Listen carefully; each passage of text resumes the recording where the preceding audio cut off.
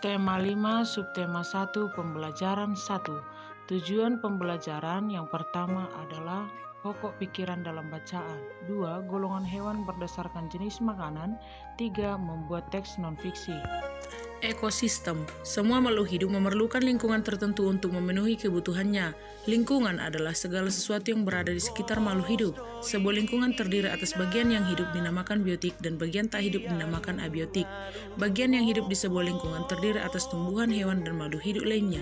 Bagian lingkungan yang tak hidup seperti cahaya matahari, air, udara, dan tanah.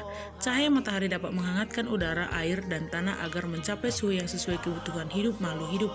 Cahaya matahari juga membantu tumbuhan membuat makanan. Air dan tanah merupakan bagian penting dari sebuah lingkungan. Air yang turun dalam bentuk hujan meresap ke dalam tanah. Air di dalam tanah ini akan dimanfaatkan oleh tumbuhan yang hidup di atasnya dan makhluk hidup kecil lainnya yang hidup di dalam tanah.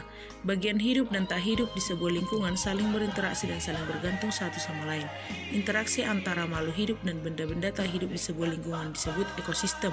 Ekosistem tersusun atas individu, populasi, dan komunitas. Individu adalah makhluk hidup tunggal, misalnya seekor kambing, seekor burung, atau sebuah pohon cemara.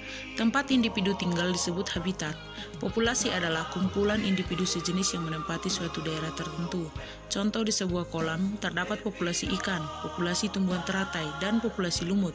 Sementara itu, komunitas adalah populasi makhluk hidup di suatu daerah tertentu.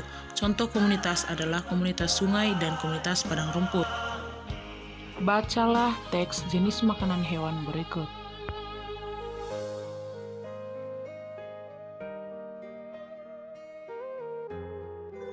Kerjakanlah tugas berikut dengan baik dan benar. Jangan lupa kirim ke Google Classroom dengan tepat waktu. Sampai jumpa pada pembelajaran selanjutnya. Terima kasih.